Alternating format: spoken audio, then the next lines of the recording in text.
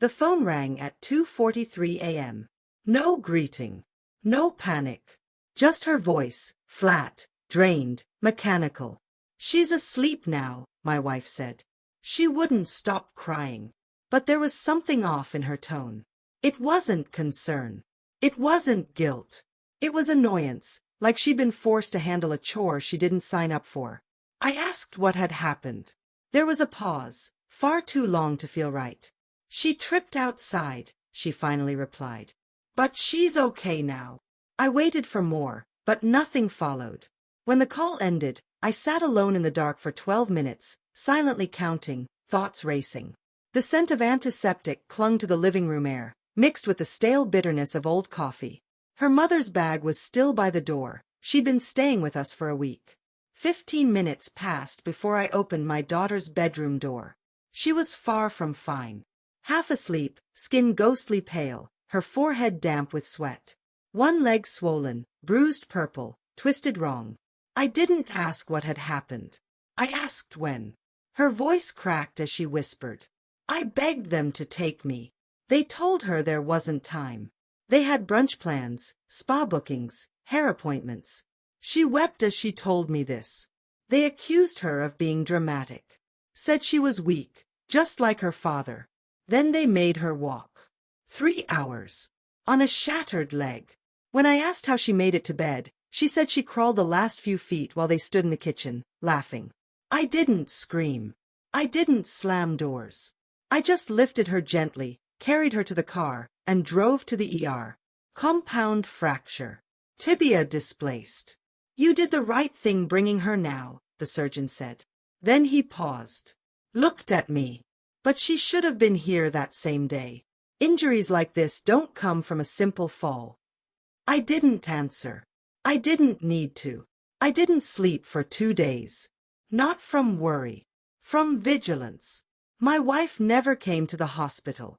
She sent one message, "Let me know when she wakes up." Her mother blocked my number. Quietly, I began collecting.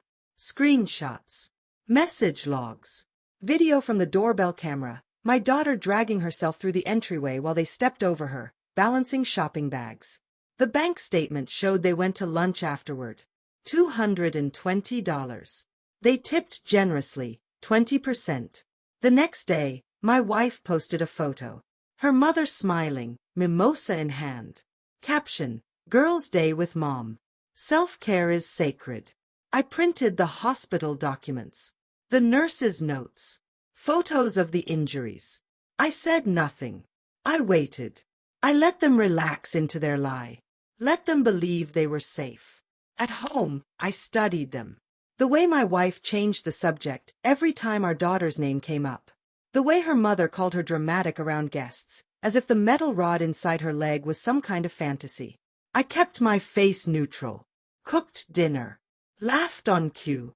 Sat with my silence like it was ammunition. On the 4th day, I asked them both to sit down. No warning. No explanation. I placed a thick envelope on the table. Everything inside was labeled, dated, arranged. Read. My wife looked uneasy. Her mother scoffed. They flipped through it, ER reports, photographs, transcripts of texts, a detailed timeline. Then the video. My daughter's cries outside. Their shadows in the background. Laughing. Unconcerned. My wife's hands shook. Her mother's face turned ashen. "Why are you doing this?" her mother whispered sharply.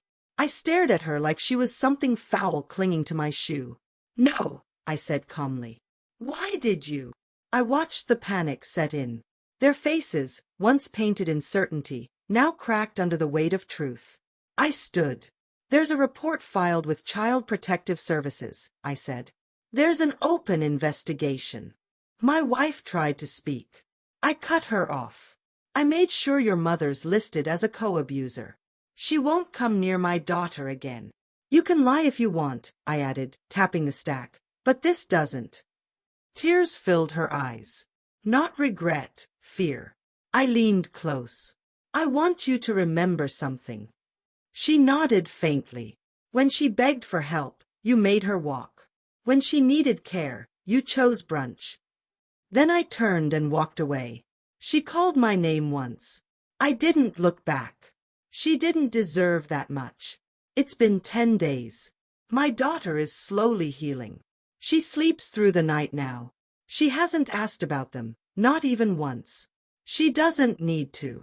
They're gone. Her mother lives in a hotel across town. Sometimes she texts. I never reply. I'm not angry anymore. I'm focused. Some people don't earn redemption. Some betrayals carve themselves into your bones. She used to be my wife. Now, she's just part of the evidence. And the last sound she ever got from me was silence.